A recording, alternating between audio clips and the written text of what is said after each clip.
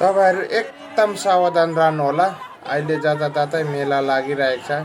देखो जितना भी हम लोग का बहन लोग है, दीदी लोग है, सावधान रहिए। जाए कहीं भी, अभी तो मेला लग रहा है। देखो ऐसा डेंजर होता है। ये क्या बोलता है, पिंग खेलने के लिए। ये देखो एक लड़की झूल रहा है।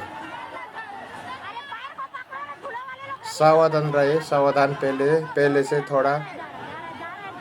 सम्पूर्ण चेलीबेटीहरू तपाईँहरू मेलातिर जानुहुन्छ भने अलिकति होसियार गर्नु, सावधान भएर राम्रोसँगले पिङ खेल्दाखेरि। अहिले त जताततै पिङ लागिरहेको हुन्छ, यस्तो हुनसक्छ।